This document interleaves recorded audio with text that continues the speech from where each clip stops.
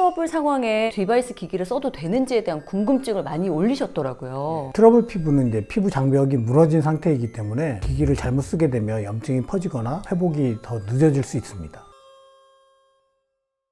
안녕하세요. 피부의 정석 이은영입니다. 안녕하세요. 피부를 위해서 초음파를 연구하고 있는 박 박사입니다. 박사님, 환절기라 그런지 제 피부가 너무 예민해지고 트러블도 생기는 것 같거든요. 근데 댓글에도 이런 환절기 트러블 상황에 홈케어로 디바이스 기기를 써도 되는지에 대한 궁금증을 많이 올리셨더라고요. 트러블 피부는 이제 피부 장벽이 무너진 상태이기 때문에 기기를 잘못 쓰게 되면 염증이 퍼지거나 회복이 더 늦어질 수 있습니다. 그래서 이제 디바이스를 왜 조심해서 사용해야 되는지, 그리고 이제 반드시 피해야 될 기기, 사용이 가능한 기기, 마지막으로 이제 회복을 돕는 루틴에 대해서 모두 알려드리겠습니다.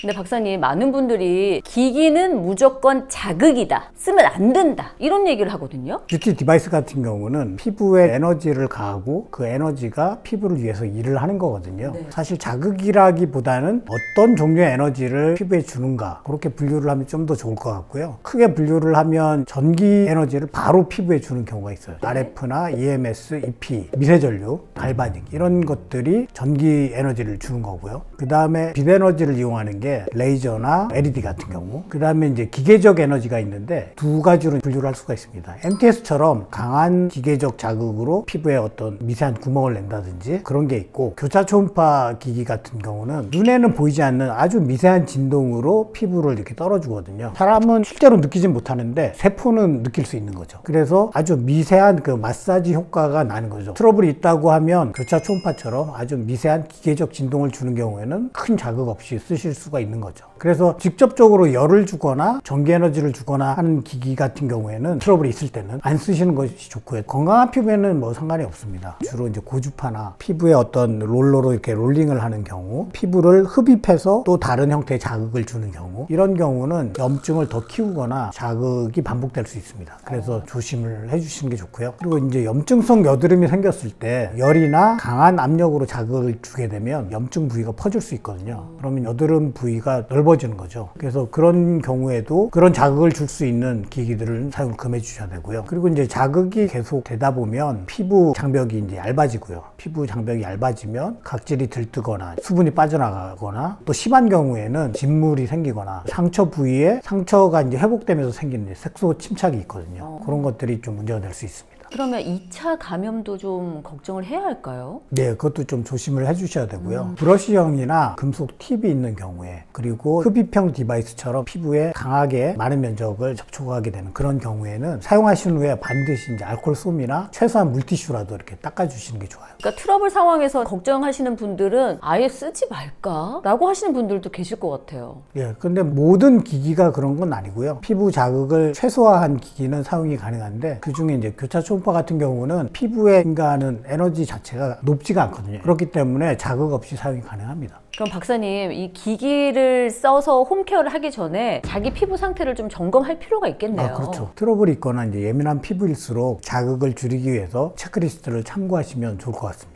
네, 좋습니다. 그럼 첫 번째, 피부에 열감이 느껴지나요? 세안 후 또는 야외 활동 후에 얼굴이 화끈거린다면 염증 반응이 이제 활발하다는 뜻이고요. 이럴 때는 열을 줄 수 있는 고주파나 롤러 등 물리적인 자극이 좀 클 수 있는 그런 기기들은 조심을 해야 되고요. 그래서 초음파 중에서도 교차 초음파처럼 열을 주지 않는 비열성 초음파는 사용이 가능합니다. 두 번째, 눈에 띄는 붉은기, 진물, 고름이 있나요? 염증이 터졌거나 상처 부위는 피부 장벽이 무너졌다고 볼 수가 있어요. 그래서 피부 장벽을 도와주는 기기를 사용해 주시는 게 좋은데, 교차 초음파 중에서도 주파수가 높은 쪽 19메가 또는 10메가가 포함된 교차 초음파 기기를 써주시면 피부 장벽 회복에 이제 도움이 됩니다. 그런데 이 경우에도 피부 건강이 안 좋은 상태이기 때문에 너무 오래는 쓰지 마시고 한 2, 3분 내외로 짧게 써주시는 걸 추천합니다. 세 번째, 각질이 많이 일어나고 피부가 따갑나요? 이 경우도 이제 피부 장벽이 약해진 경우고요. 그렇기 때문에 세포막에 직접 자극을 주지 않는 초음파가 좋습니다. 이 경우에도 교차 초음파 같으면 19메가가 포함된 모드를 사용해 주시는 게 좋죠.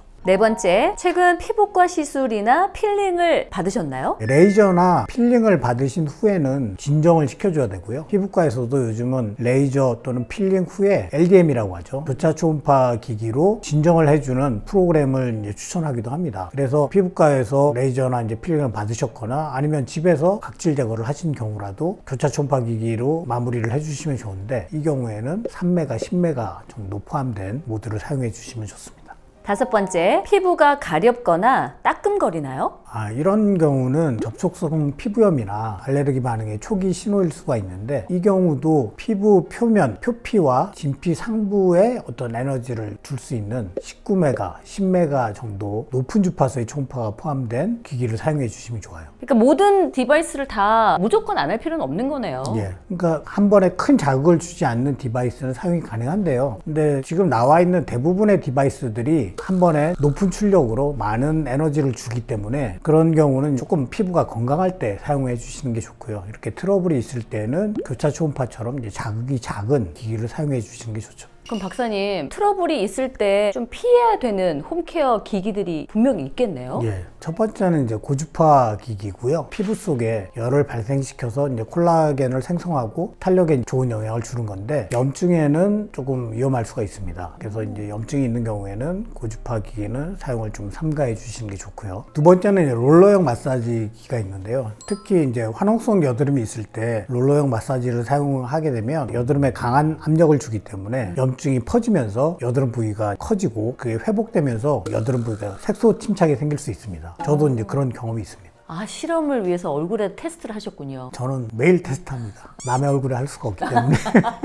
그래서 교차 초음파 기기라 하더라도 강한 압력으로 화농성 여드름이 있는 부위를 장시간 사용을 하게 되면 문제가 될 수 있거든요. 아주 잠깐, 그 정도는 괜찮지만 세게 눌러서 이제 오래 사용하면 문제가 될 수 있는 거죠. 그 다음에 세 번째는 LED 마스크입니다. 피부가 아주 예민할 때는 LED 마스크도 이제 자극이 될 수 있고요. 저가형 LED 제품 같은 경우에는 파장이 일정하지 않고 그것 때문에 피부가 더 붉고 가려워질 수도 있습니다. 빛 때문에도 피부 자극이 올 수 있다는 말씀이시네요? 굉장히 예민한 경우에는 네. 그 정도도 문제가 되는 거죠. 그렇군요. 결국 트러블 상황에서는 무작정 뭘 하기보다는 본인의 컨디션에 대해서 좀 제대로 알고 나서 진정시킨 다음에 쓰시는 것이 훨씬 좋네요. 그리고 특히 트러블이 심할 경우에는 네. 기기 사용을 잠깐 중단하시는 것도 좋고요. 그래서 이제 어느 정도 회복이 됐을 때 자극이 조금 작은 교차 초음파 기기부터 이제 조금씩 사용을 해주시면 좋을 것 같습니다.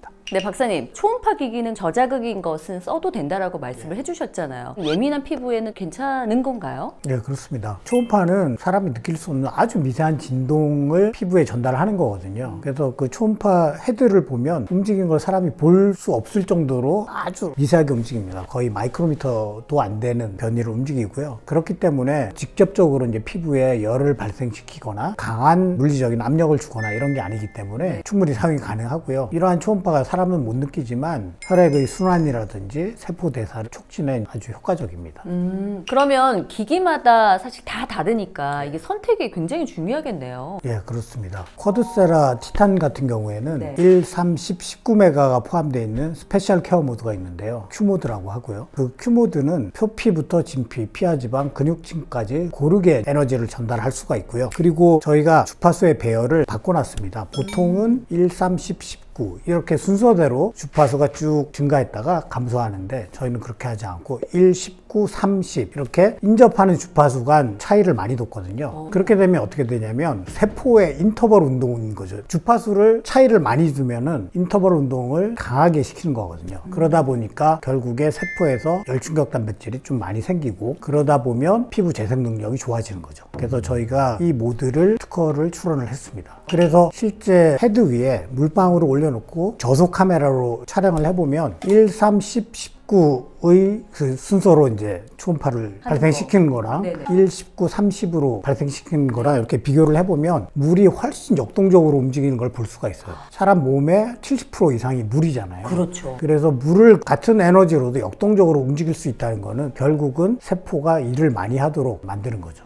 그리고 이제 큐모드는 보습에 유리한 낮은 주파수와 피부 장벽 개선, 탄력 개선을 위한 높은 주파수가 한 모드에 다 포함이 또 돼 있잖아요. 그리고 주파수별로 초음파가 들어가는 깊이들도 다르고 그렇기 때문에 종합적으로 보습부터 트러블 케어까지 다 이렇게 한 번에 할 수 있는 모드고요. 그래서 모드가 5개가 있지만 귀찮으시면 큐모드만 계속 사용을 하셔도 됩니다. 모든 주파수가 다 자극을 할 수 있는 스페셜 케어 큐모드를 한번 활용해 보시면 좋겠네요. 그럼 마지막으로 박사님, 트러블도 생기고 예민해질 때 건강하게 회복할 수 있는 그런 루틴들을 좀 짜주세요. 한 4가지 정도의 순서로 얘기를 드릴 건데요. 첫 번째는 진정 중심의 스킨케어를 하시는 게 중요하고요. 그래서 쓰실 수 있는 화장품은 병풀 추출물, 판테놀, 마데카 소사이드 같은 걸로 이제 진정을 시켜주시면 됩니다.